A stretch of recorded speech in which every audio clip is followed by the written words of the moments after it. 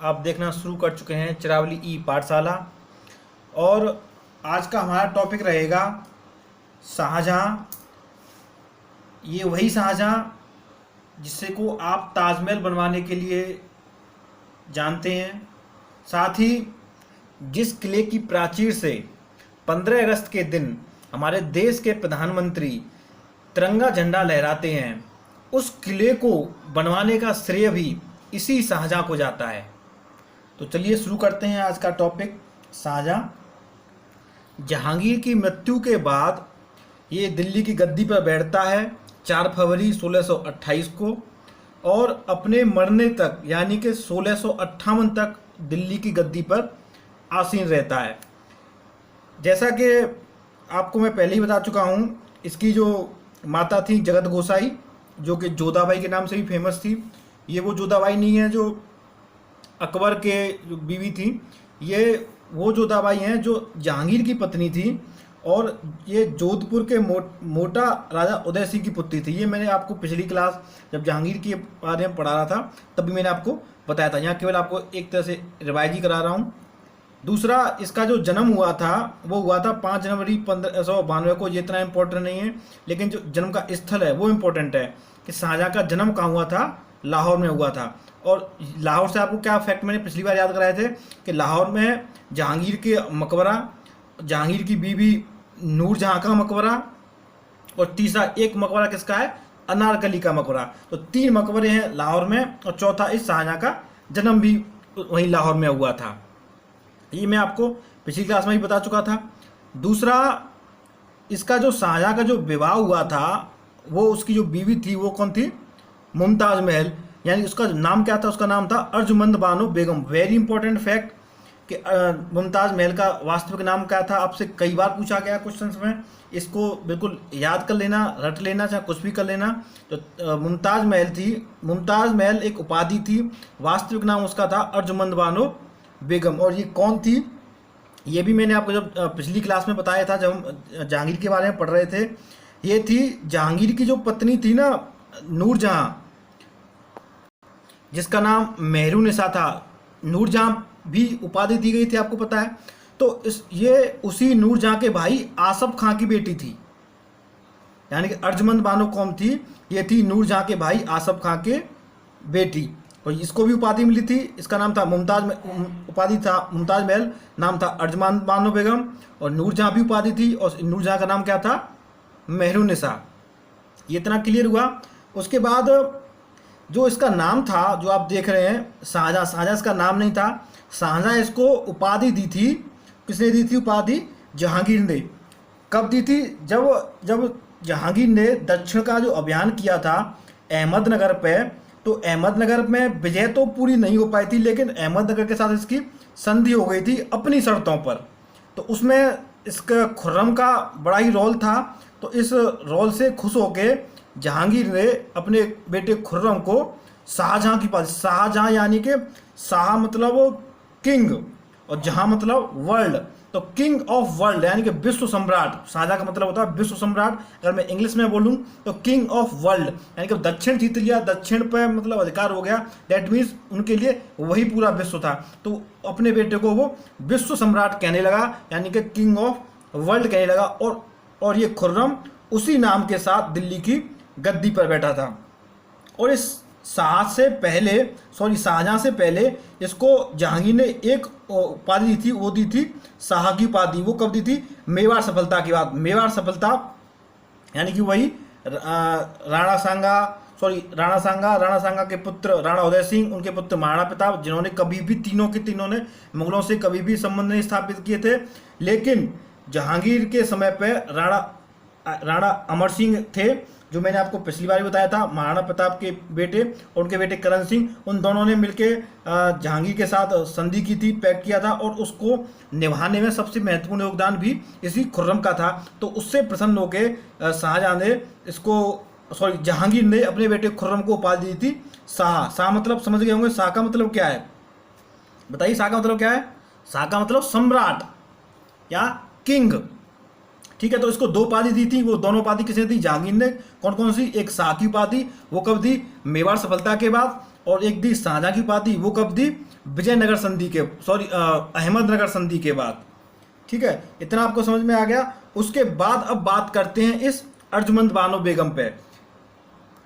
अर्जुमंद बानो बेगम या कहें मुमताज महल, इसने कुल 14 संतानों को जन्म दिया था और उन 14 संतानों में उस 14वीं संतान जिसका नाम था गौहन आरा, उसी 14वीं संतान को जन्म देते समय इस मुमताज महल या अर्जुमंद बानो बेगम की मृत्यु हो गई थी 1631 में। उसी के बाद ये ताजमहल वाजमहल बनेगा, लेकिन उससे पहले थोड़ा सा पता कर लें। उन 14 में से केवल इसकी 7 संतानें ही जीवित रही थी। बाकी के 7 जो बच्चे थे इसके, वो या तो जन्म के कुछ दिनों बाद या कुछ और बड़े मतलब मर गए थे, वो जिंदा नहीं थे। केवल 14 में से 7 संतानें इसकी जीवित थी। उनमें से 4 थे लड़के और 3 थी लड़कियां। उन 4 लड़कों में सबसे बड़े लड़के का नाम था दारा शिको, दूसरा था शाह शुजा, तीसरा औरंगजेब, इसको तो आप जानते ही हैं, और चौथा था मुराद बख्श। इन चारों के नाम को एक बार देख लीजिए, क्योंकि इन चारों में जब शाहजहां मरेगा तो उसके बाद उत्तराधिकार का युद्ध होगा और उन चारों में 1 2 3 ऐसे करके आपस में कई 2-3 युद्ध हैं, आपस में लड़ाइयाँ। उसके बाद इसकी 3 पुत्रियाँ थीं, जहां आरा बेगम, दूसरी थी रोशन आरा और तीसरी थी गौहन आरा। और इसी गौहन आरा को जन्म देते समय 1631 में इस अर्जुमंद बानो बेगम या मुमताज महल की हो गई थी मृत्यु। कहाँ पे? उस समय जो शाहजहां था वो था बुरहानपुर में, तो उसी बुरहानपुर में इस मुमताज महल की मृत्यु हो जाती है 1631 में। उसके बाद इस मुमताज महल को वहीं पे बुरहानपुर में ही दफना दिया जाता है 1631 में, याद रखिए 1631 में। लेकिन उसके बाद 1654 में जब ताजमहल बनके तैयार हो जाता है, उसके बाद उसके अवशेषों को बुरहानपुर से लेके, ताजमहल कहाँ है? आगरा में, और आगरा में कहाँ है? यमुना के किनारे। तो वहाँ बुरहानपुर से जो दफनाया गया था उसको 1631 में, उसके बाद 23 साल बाद, क्योंकि ताजमहल को उन्होंने बनाना स्टार्ट किया 1632 से, 32 से 22 साल में ताजमहल बनकर तैयार हुआ। 1632 से 22 साल जोड़ोगे 1654, तो उस 1654 में जाके आगरा में तब जाके आगरा में 23 साल बाद इसकी जो अस्थियों को वहाँ पे ताजमहल के अंदर वहाँ पे इसका मकबरा बनाया। अब आप पूछोगे कि बुरहानपुर में इसको कहाँ दफनाया गया था, तो बुरहानपुर में इसको कहाँ दफनाया गया ये पूरा का पूरा सीक्रेट है, आज तक किसी को नहीं पता। उसका कोई कहीं पे कोई उल्लेख नहीं है। बुरहानपुर में ये जरूर है कि उसको पहले बुरहानपुर में दफनाया गया था, लेकिन किस जगह दफनाया गया था ये शाहजहां ने किसी को पता ही नहीं चलने दिया। शाहजहां अपनी पत्नी मुमताज महल से बेहद प्रेम करता था, इसीलिए जब वो दिल्ली की गद्दी पर बैठा तो उसने बैठते ही इस अर्जुमंद बानो बेगम को एक तो मुमताज महल की उपाधि दी थी और दूसरा इसको उपाधि दी थी मल्लिकाए जमानी। ये आप बहुत कम लोग जानते होंगे, मुमताज महल दुनिया जानती है, लेकिन मल्लिकाए जमानी इस उपाधि को आप कम जानते होंगे, आज से जान लेना। तो ये प्रश्न भी बड़ा पूछा जाता है कि मल्लिकाए जमानी किसको उपाधि दी गई थी। उसमें कई सारे ऑप्शन होंगे आपके, ये मुमताज महल और आपकी नूरजहां और ये गौहन आरा, रोशन आरा वगैरह। तो यहाँ पे जो उपाधि दी गई थी वो दी गई थी मुमताज महल को, किसकी? मल्लिकाए जमानी की। शाहजहां ने दिल्ली के पास में ही एक शाहजहानाबाद नगर की स्थापना की और अपनी राजधानी को आगरा से दिल्ली स्थानांतरित किया। ध्यान दीजिए, जहांगीर था, जहांगीर ने अपना पूरा शासनकाल आगरा से चलाया, यानी कि अपनी राजधानी कहाँ पर रखी? आगरा में रखी। जहांगीर का जो पिता था अकबर, उसने भी अपनी राजधानी कहाँ पर रखी थी? आगरा या फिर फतेहपुर सीकरी। तो वो भी दिल्ली से शासन नहीं किया, क्योंकि आगरा का किला भी अकबर ने बनवाया था। तो उसके बाद फतेहपुर सीकरी में जो कुछ बनाया वो भी पूरा अकबर ने बनवाया। तो उसने अपनी राजधानी आगरा या फतेहपुर सीकरी में ही आपस में परिवर्तन किया। उसके जो बाद में जहांगीर आया, उसने भी अपनी राजधानी कहाँ पर रखी? आगरा में ही। लेकिन इस आगरा से दिल्ली को राजधानी को कौन शिफ्ट करके ले गया? वो ले गया शाहजहां। और इसी शाहजहानाबाद को आजकल आप लोग पुरानी दिल्ली के नाम से जानते हो। जब राजधानी शिफ्ट कराई तो वहाँ पे अपनी सुरक्षा के लिए एक दुर्ग बनवाया और उसी दुर्ग को आज जाना जाता है लाल किले के नाम से। ये वही लाल किला है जिसकी प्राचीर से देश के प्रधानमंत्री 15 अगस्त के दिन झंडा फहराते हैं। और इस किले को पहले जाना जाता था किलाए मुबारक के नाम से। तो आपसे कई बार प्रश्न पूछ लिया था किला मुबारक किसको कहते हैं। उसमें दिल्ली का किला, लाहौर का किला, पंजाब का किला, 50-10 जगह के किले भर पड़े होंगे, तो वो दिल्ली का लाल किला ही किला मुबारक है। अभी इस चक्कर में मत पड़ना कि शाहजहां ने कहाँ वहाँ पर क्या क्या बनवाया या अकबर ने कहाँ क्या बनवाया। उसके लिए मैं आपको पहले ही बोल चुका हूँ, पूरा अलग से जैसे ही हम औरंगजेब को कंप्लीट करेंगे अगली क्लास में, उसके बाद पूरा स्थापत्य कला, पूरे सारे बाबर से लेके पूरा औरंगजेब तक हम एक जगह पढ़ेंगे। तो उसका टेंशन मत लीजिए, अभी केवल सुन लीजिए कहानी के तौर में। उस समय कहाँ किसने क्या बनाया, कहाँ से क्वेश्चन पिक होते हैं, मैं सब बता दूंगा आपको। अब ये अपनी राजधानी आगरा से कहाँ ले गया, दिल्ली। और दिल्ली में राजधानी शिफ्ट करने के बाद कुछ इसके देखते हैं हम साम्राज्य विस्तार के बारे में कि इसने क्या क्या अपने जो जहांगीर को साम्राज्य देके गया था उसमें कुछ विस्तार किया या नहीं किया। तो सबसे पहले इस बात करते हैं, अकबर तथा जहांगीर ने अहमदनगर पर आक्रमण किया था और उसको मतलब वो जीता भी था, लेकिन वो जो जीत थी वो पूर्ण रूप में जीत नहीं थी। कुछ कुछ जैसे लड़ाई हो रही है, लड़ाई होते होते बीच में संधि हो गई और अपनी बातों पे कुछ चीज़ें मान ली, लेकिन एक तरह से होता है ना किसी को जाके पूरा अधिकार में ले लेना। तो अकबर और जहांगीर अहमदनगर को जीता तो था, लेकिन अहमदनगर को अपने कब्जे में नहीं ले पाए थे। जैसा कि मैंने बताया, जब जहांगीर के समय पर जहांगीर ने जब आक्रमण किया था अहमदनगर पे, तो आक्रमण करने के बाद उस आक्रमण की जो बागडोर थी वो भी इस खुर्रम के पास ही थी। और इसी आक्रमण के बाद जो थोड़ा सा लड़ाई हुई, लड़ाई के बाद जो संधि हुई, और उस संधि में क्योंकि अपनी शर्तों पर संधि हुई थी, तो इसी से खुश होकर के जहांगीर ने इसी अहमदनगर के हल्की सी विजय के बाद अपने पुत्र खुर्रम को शाहजहां की उपाधि दी थी, जो मैंने अभी आपको बताया। लेकिन जो वास्तविक अहमदनगर दिल्ली के कब्जे में आया, दूसरी भाषा में कहूँ तो मुगलों के अधीन जो अहमदनगर हुआ वो हुआ था शाहजहां के समय पे। ये वाली कहानी मैं आपको तब भी बता चुका हूँ जब हम पढ़ रहे थे बहमनी साम्राज्य के बारे में, याद करिए। ये देखिए, जो बहमनी साम्राज्य था वो बहमनी साम्राज्य टूटा था 5 राज्यों में, बरार, बीजापुर, अहमदनगर, गोलकुंडा और बीदर। ये मैं आपको पहले ही बता चुका हूँ।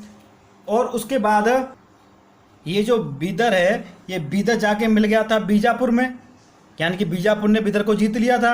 और बरार जाके मिल गया था अहमदनगर में। तो अब ये ख़त्म, ये भी ख़त्म, अब बचे केवल ये 3, अहमदनगर, बीजापुर और गोलकुंडा। अब अभी हम बात कर रहे हैं इसी अहमदनगर की। मैंने बताया ना, अभी इस अहमदनगर को फाइनली मुगल साम्राज्य में किसने मिलाया था, शाहजहां ने 1633 में। इसीलिए मैंने पहले ये प्रांतीय राज्य थे आपको पहले पढ़ाए थे, ताकि जो हम मुगल काल को पढ़ें तो आपको समझने में आसानी रहे। तो 1633 में जब अहमदनगर को मुगल साम्राज्य में फाइनली शाहजहां ने मिलाया, तो उस समय अहमदनगर का जो सुल्तान था वो था हुसैन शाह।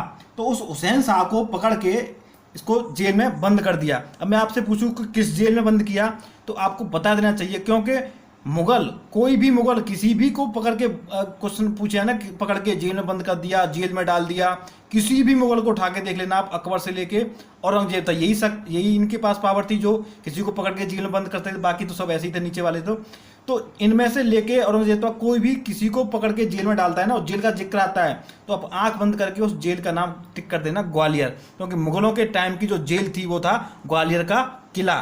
तो इसी हुसैन शाह को भी पकड़ के जो डाला था वो कहाँ की जेल में डाला, ग्वालियर की कैद में। अगर आपसे अब प्रश्न पूछा जाए कि अहमदनगर का अंतिम सुल्तान कौन था, तो आपको आंसर कर देना चाहिए कि, क्योंकि अहमदनगर का अंतिम सुल्तान यही था हुसैन शाह, जिसको जेल पकड़ के डाल दिया ग्वालियर की में। अब जब 1633 में अहमदनगर शाहजहां के कब्जे में आ गया, तो शाहजहां की निगाह तो पूरे दक्षिण पे थी। ऐसा नहीं कि अहमदनगर को जीतने के बाद बीजापुर गोलकुंडा को उसने ऐसे ही छोड़ दिया, जाओ अपना अपना शासन करो, नहीं। उसने 1633 में अहमदनगर को अपने कब्जे में लेने के बाद अब उसकी अगली जो निगाह थी वो थी उसकी गोलकुंडा के ऊपर। तो उसने अगला जो उसका निगाह आक्रमण करने का था तो गोलकुंडा के पास था।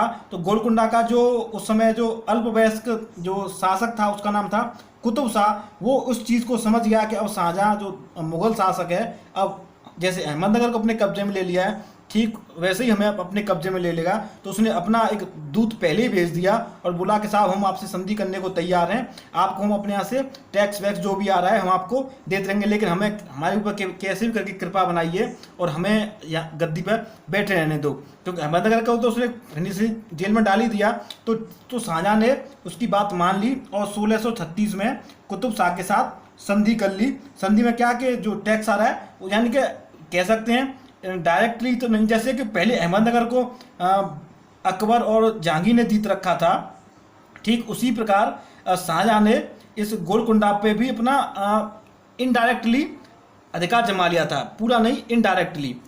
उसके बाद पूरा फाइनली जो मुगल साम्राज्य में मिलाया था वो औरंगजेब ने मिलाया था वो बाद में, यानी कि अहमदनगर को पूरा जीत लिया और गोलकुंडा को आधा जीत लिया। उसके बाद अब बारी थी बीजापुर की, और क्योंकि मैं आप यहाँ पर देख रहे हैं बीजापुर के अंदर ऑलरेडी बीदर आ चुका है, तो बीजापुर का जो साम्राज्य था बीजापुर का खुद का तो था ही, साथ ही साथ जो बीदर का जो राज्य था वो भी बीजापुर के पास था। तो 1636 में मुगल सेना ने बीजापुर पर कर दिया अटैक, और उस समय वहाँ का जो सुल्तान था वो था सुल्तान आदिल शाह प्रथम। और उस बीजापुर के अंदर जो 4 मेन जो चीज़ें थी वो थी परेंदा, गुलबर्गा, बीदर और सोलापुर, क्योंकि बीदर को उन्होंने मिला रखा था। और ये चारों रियासतें परेंदा, गुलबर्गा, बीदर और सोलापुर इस लड़ाई के बाद मुगलों को मिल गई। केवल और केवल जो बीजापुर की जो रियासत थी, ओनली बीजापुर की रियासत, वो रह गई सुल्तान आदिल शाह के पास। यानी कि बीजापुर भी आधे से ज़्यादा इन्होंने इस शाहजहाँ के टाइम पे ही मुगलों ने अपने पास मिला लिया था। ये केवल बीजापुर के और गोलकुंडा के जो शासक थे नाम मात्र के शासक रह गए थे। अहमदनगर पूरी तरह मिल चुका था और बीजापुर और गोलकुंडा बोल सकते हैं आप आधे से ज़्यादा, आप समझ गए होंगे इस चीज़ को, केवल नाम मात्र के शासक वहाँ पे बैठे थे। बाकी जो डायरेक्टली वहाँ पे होल्ड किसका चल रहा था वो शाहजहाँ का चलना स्टार्ट हो गया था। और इस जो थोड़ी बहुत रियायत शाहजहाँ ने दे रखी थी उस रियायत को भी ख़त्म कर दिया था जब उसका लड़का औरंगजेब आता है 1686 और 1687 में। दोनों बीजापुर और गोलकुंडा को फाइनली पूरी तरह से मुगल साम्राज्य में ला लेता है। यानी कि बहमनी साम्राज्य पूर्ण रूप से इस तरह से मुगल साम्राज्य के अंदर चला जाता है। पूरे साउथ पे मुगलों का अधिकार हो गया था औरंगजेब के टाइम पे। अब आपको समझ में आ गया होगा ये कहानी कि हमारा बहमनी साम्राज्य को पहले पढ़ना कितना इंपॉर्टेंट था। इधर शाहजहाँ का पूरा फोकस दक्षिण भारत पे लगा हुआ था, तो उसकी जो पकड़ थी वो उत्तर में थोड़ी सी हल्की हो गई थी। तो इसी हल्की पकड़ का फ़ायदा उठाया ईरान के शासकों ने। और उस ईरान, यार उस समय उसको फारसी बुलाया था, जो फारसी भाषा ना, फारसी भाषा बोलते हैं, फारसी भाषा वो कहाँ की भाषा है आपसे पूछा जाए तो वह है ईरान की भाषा, क्योंकि ईरान को पहले फारस बोला जाता था। तो इस ईरान के राजा ने अटैक कर दिया कांधार के ऊपर, क्योंकि इसका पूरा शाहजहाँ का पूरा फोकस दिल्ली और साउथ वाउथ यहाँ पे पूरा लगा हुआ था, गुजरात उधर तो उसका ध्यान था ही नहीं। जिस कांधार को अकबर ने जीता था और उस कांधार को फारस या ईरान के राजा ने अटैक करके मुगलों से छीन लिया और हमेशा के लिए छीन लिया। आपसे पूछा जाता है कि कांधार को किसके समय पर कांधार को किसने छीना था, तो कांधार को छीना था ईरान के शासक ने। और किसके समय पर छीना, वो छीना था शाहजहाँ के समय पे। और मुगल कभी भी इस कांधार को फिर वापस नहीं ले पाए थे। चलिए अब बात करते हैं शाहजहाँ के उत्तराधिकार युद्ध की। तो जैसे कि मैंने आपको पहले ही बताया था, शाहजहाँ के चार जीवित लड़के और 3 जीवित लड़कियां बची थी, यानी कि टोटल 14 उसकी संतानें हुई थी मुमताज़ महल की। उसमें से 14 में से 7 मर गए थे, 7 ही जिंदा बचे थे। उन 7 में 4 थे लड़के, दारा शिकोह, मुराद, औरंगजेब और शाह शुजा। और 3 लड़कियां थीं, जहांआरा, गौहरनारा और रोशनारा। जो मैंने जो उनके नीचे नीचे लिखा है ना, इसका मतलब ये है कि ये 4 तो अलग अलग थे ही। उन जो 3 लड़कियां थीं उनमें जहांआरा साथ देती थी दारा शिकोह का, गौहरनारा साथ देती थी मुराद का, और रोशनारा साथ देती थी औरंगजेब का। और ये जो क्रम है ये इनका सबसे बड़ा ये है, उसके नंबर 2, नंबर 3, नंबर 4 ये इनका क्रम नहीं है, क्योंकि गौहरनारा थी ये सबसे छोटी थी। ये प्रश्न पूछा भी जाता है कि किस संतान को जन्म देते हुए मुमताज़ महल की मतलब मृत्यु हुई थी, तो वो इसी गौहरनारा को जन्म देते हुए उसकी मृत्यु हुई थी। 4 लड़के, 1, 2, 3, 4, और इन चारों को उसने 4 दिशाओं का अलग अलग सूबेदार बना रखा था। सबसे बड़ा था इसका दारा शिकोह, जो कि शाहजहाँ का सबसे प्रिय भी था। वो था पंजाब का सूबेदार। दूसरा था इसका मुराद, दूसरे नंबर का, उसको सूबेदारी दे रखी थी इसने, कहाँ की, गुजरात की। तीसरा था इसका औरंगजेब, उसको सूबेदारी दे रखी थी इसने, कहाँ की, दक्षिण की सूबेदारी। और चौथा था इसका सबसे छोटा लड़का शाह शुजा, इसको उसने कहाँ का सूबेदार बना रखा था, बंगाल का। ठीक है। सितंबर 1657 में शाहजहाँ की तबीयत हो गई खराब, और उसी तबीयत खराब के चलते, बीमारी के चलते, इसने अपना उत्तराधिकारी घोषित कर दिया कि जो मेरा अगला जो उत्तराधिकारी होगा वो होगा दारा शिकोह। लेकिन इस उत्तराधिकारी घोषित करते ही इसके जो बाकी के 3 लड़के थे उनको ये उसकी उत्तराधिकार वाली जो कहानी थी वो कतई पसंद नहीं आई, बिल्कुल उससे वो नाखुश हो गए। और इस नाखुशता के चलते सबसे पहले मुराद और शाह शुजा, जो कि एक था बंगाल में बैठा था, एक था गुजरात में बैठा, एक बिल्कुल ईस्ट में, एक बिल्कुल वेस्ट में, दोनों ने ही अपने आप को स्वतंत्र घोषित कर दिया और बोले कि हम ही दिल्ली के अगले बादशाह होंगे। लेकिन इस कहानी को बैठा बैठा औरंगजेब दक्षिण से देख रहा था, उसने बिल्कुल अपने आप को स्वतंत्र घोषित नहीं किया। उसने कहा कि जब दोनों ने कर दिया स्वतंत्र घोषित, तीसरा को उत्तराधिकारी घोषित कर जाएंगे। एक गद्दी के 3 दावेदार हैं, पहले इनको तीनों को आपस में लड़ाऊंगा, तीनों को मारूंगा, उसके बाद ही मैं दिल्ली का बादशाह बनूंगा। तो उसने इस्तेमाल की कूटनीति, यानी कि अब दिल्ली की गद्दी के लिए औरंगजेब को इन 3 दारा शिकोह, मुराद और शाह शुजा को हटाना है। लेकिन अब वो तीनों के खिलाफ वो अभियान चलाता है तो लड़ाई में मारा जाएगा। तो उसने दिमाग का इस्तेमाल करते हुए तीनों को अलग अलग किस तरह से फंसाया वो मैं आपको बता रहा हूँ। सबसे ज़्यादा उतावला हो रहा था दिल्ली का सुल्तान बनने के लिए ये शाह शुजा, जो कि कहाँ का सूबेदार था, बंगाल का सूबेदार था। तो स्वतंत्र घोषित कर दिया था और तुरंत अटैक कर दिया दिल्ली के ऊपर। शाही सेना यानी कि जो दिल्ली के मुगल यानी कि शाहजहाँ की सेना, और उसका नेतृत्व कौन कर रहा था, उसका नेतृत्व जो उत्तराधिकारी घोषित कर रखा था दारा शिकोह। तो शाही सेना का जो नेतृत्व करने वाला था दारा शिकोह। तो दारा शिकोह के साथ बहादुरपुर का युद्ध होता है, और इस बहादुरपुर के युद्ध में शाह शुजा की कहाँ टका उठने वाले थे। दारा शिकोह ने अपनी शाही सेना का इस्तेमाल करते हुए शाह शुजा को बुरी तरह परास्त कर दिया और मतलब खदेड़ दिया बुरी तरह। यानी कि अब औरंगजेब का एक कहानी, मतलब एक दावेदार कम हुआ, अब दावेदार बचे 2, एक बचा मुराद और दूसरा बचा दारा शिकोह। अब औरंगजेब ने इस्तेमाल किया मुराद का।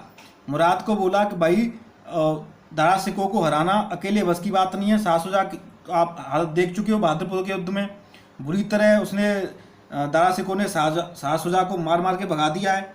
अब ऐसा है कि ठीक है, दिल्ली का सुल्तान बादशाह हम तुझे ही बना देंगे, अब हम दोनों मिलके लड़ते हैं, किसके साथ, दारा शिकोह के साथ। तो औरंगजेब ने मुराद को फंसाया और दोनों ने मिलके शाही सेना का सामना किया और शाही सेना को धर्मत के युद्ध में बुरी तरह परास्त किया।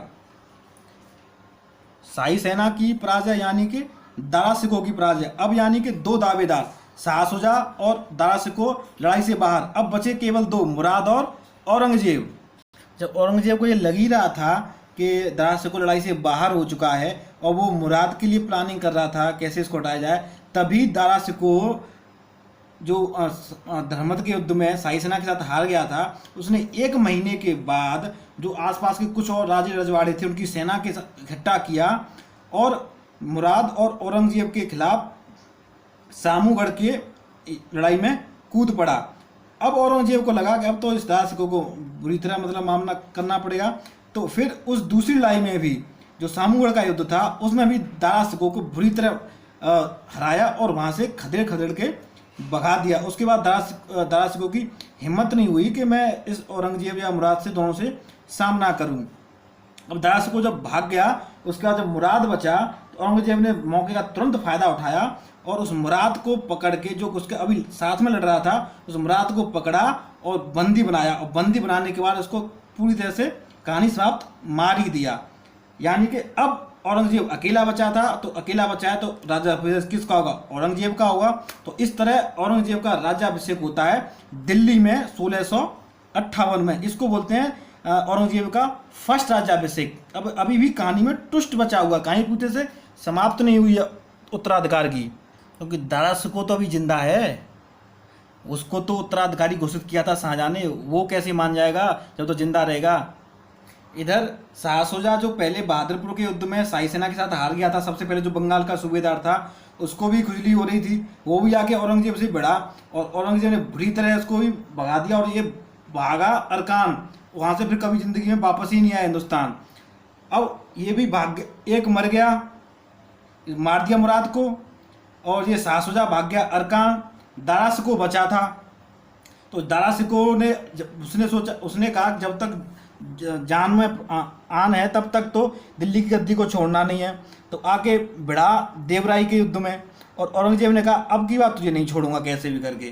तो इसको देवराई के युद्ध में दारा सिकोह को मतलब परास्त किया बुरी तरह, और इसको बोला इसको तो मृत्युदंड, बड़ा हर बार लेके आ जाता सेना, बार बार परेशान करता रहता है, और इसको मृत्युदंड यानी कि फांसी दे दी फाइनली।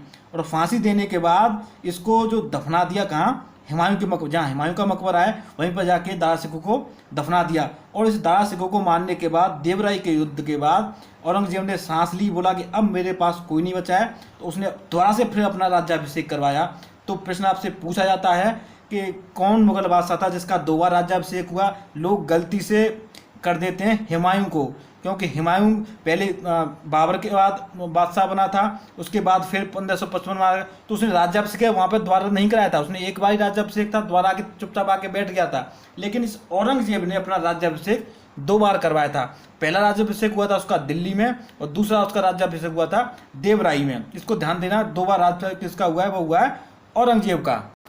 औरंगजेब जो कि पूरी तरह कट्टर इस्लाम को मानने वाला था, उसके ठीक विपरीत जो दारा सिकोह था वो थोड़ा सा सॉफ्ट हिंदुत्व को मानने वाला था।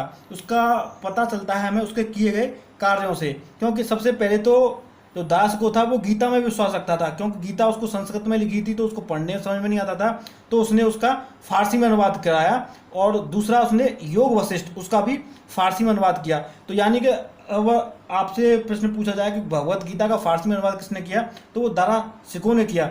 दूसरा, इसने काशी के पंडितों की सहायता से बामन उपनिषदों का फारसी में अनुवाद किया। आप देख सकते हो कि इसने हिंदुत्व को जानने के लिए कितना गहन कोशिश किया। और उसको जो बामन उपनिषद हैं उनको फारसी में अनुवाद करने के बाद क्या बोला जाता है? सिर्रे अकबर। दूसरा, इसने एक रचना की थी मज्म उल बहरीन। इसमें क्या है कि उसने बोला था, उसने कहा कि जो हिंदू और मुसलमानों का जो ईश्वर है वो एक ही है। तो ये बात किसने कही थी? दारा सिकोह ने कही थी। किसमें कहा है? मजमू बहरीन में। और इसको भी याद रखना है कि भगवत गीता और योग वशिष्ठ का फारसी में किसने अनुवाद किया? तो वो दारा सिकोह ने किया। तो इससे हमें पता चलता है कि दारा सिकोह सॉफ्ट हिंदुत्व को मानने वाला था, कट्टर इस्लामिक व्यक्ति नहीं था ये।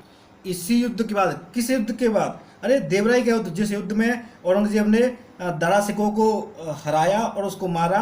तो देवराई युद्ध के बाद इसने शाहजहां को भी बंदी बना लिया, क्योंकि उसको पता था कि शाहजहां किसका पक्ष कर रहा था? शाहजहां पक्ष कर रहा था दारा सिकोह का था। तो इसीलिए ये अपने बाप शाहजहां से बड़ा खुद था, तो उसने शाहजहां को बंदी बनाया और बंदी बनाकर इसको आगरा किले के शाहबुर्ज में उसको वहीं पर छोड़ दिया। और जब तक शाहजहां जिंदा रहा तब तक वो शाहबुर्ज, यानी कि उसको मुसम्मन बुर्ज भी बोलते हैं, वहीं पर ये था। उसको कभी भी उसको स्वतंत्रता नहीं मिली और अंत में उसको वहीं मर गया। तो जहांरा कौन? अब जान दीजिए, जहांरा मैंने आपको बताया था जो दारा सिकोह का साथ दे रही थी, क्योंकि ये शाहजहां भी दारा सिकोह को उत्तराधिकारी मानता था। तो दारा सिकोह और जहांरा दोनों ही शाहजहां के बेहद निकट थे। जब दारा सिकोह मर गया तो उसकी सेवा किसने की? लास्ट में जहांआरा ने। ठीक है, तो जहांआरा ये समझ में आ गया होगा। उसके बाद 1666 में इसकी मृत्यु होती है, यानी कि इसको 1659 से लेकर 1666 तक 7 साल तक उसको वहीं कैद में ही रहना पड़ा। और मरने के बाद उसको मकबरा मुमताज़ के मकबल यानी कि ताजमहल के अंदर जो वहाँ पे मुमताज़ की जो कब्र है उसके बगल में इस शाहजहां को दफना दिया गया। अब बस लास्ट वीडियो थोड़ा बड़ा हो रहा है, क्योंकि 4-5 फैक्ट है, बस फटाफट 1-2 मिनट में इसको ख़त्म करते हैं। शाहजहां ने इलाही सम्मत की जगह इलाही सम्मत किसने चलाया था? अरे दीन इलाही किसने धर्म अपनाया था? अकबर ने। तो जो अकबर का जो इलाही सम्मत था उस इलाही सम्मत को उसने चेंज किया हिजरी सम्मत में। Very important. हिंदुओं को उसने मुसलमान गुलाम रखने पर प्रतिबंध किया, ये भी हिंदुओं से ज़्यादा अच्छा संबंध नहीं रखता था। तो उसे हिंदुओं को बोला कि आप किसी भी मुसलमान को गुलाम नहीं रख सकते, जबकि मुसलमान हिंदुओं को गुलाम रख सकते थे। गौ हत्या को उसने आरंभ किया, बोला गाय को मार सकते हो। तीर्थ यात्रा कर जो कि अकबर ने बंद कर दिया था मथुरा जाते वक्त, आपको ध्यान दिया हो तो उस तीर्थ यात्रा कर को उसने दोबारा शुरू करवा दिया। प्लस अपने साम्राज्य में सभी नवनिर्मित मंदिर तुड़वाने का आदेश दिया। तो इसको इसी जो कार्य कराए थे ना, गायों को मारो, तीर्थ यात्रा का शुरू करो और मंदिरों को तोड़ो, तो इसी की तो इसको सजा मिल रही थी। इसका औरंगजेब ने आने के बाद इसको जेल में रखा। लोग बोलते हैं बड़ी सहानुभूति दिखाते हैं शाहजहां के साथ। शाहजहां के एक बार कार्यों को देख लो, शाहजहां ने कैसे कार्य किए थे। छोड़िए उस बात को, उसका शाहजहां के शासनकाल में 1630 से लेकर 1632 में गुजरात में और दक्कन यानी के साउथ में बड़ा भयंकर अकाल पड़ा था। और इसी भयंकरता का वर्णन अंग्रेज व्यापारी पीटर मुंडी ने किया है। पूछा जाता है किस और मुगल शासनकाल में भयंकर अकाल पड़ा था, तो वो शाहजहां था। और अकाल कहाँ कहाँ पड़ा था? गुजरात और दक्कन में। लास्ट बस 2 फैक्टर बचे हैं। शाहजहां ने न्याय के लिए बुधवार का दिन निर्धारित किया था। पूछ लिया जाता है कौन सा दिन शाहजहां ने न्याय के लिए रखा था। उन्हें एक ही दिन है न्याय के लिए, आपको आना है तो एक ही दिन आओगे, वो है बुधवार। और सबसे लास्ट, राजपूतों के साथ वैवाहिक नीति का इसने कर दिया था, ताकि बोले कि राजपूतों के साथ अब कोई भी हमारे वैवाहिक संबंध नहीं होंगे। इसी के साथ इस वीडियो को करते हैं समाप्त। कल हम स्टार्ट करेंगे औरंगजेब के बारे में।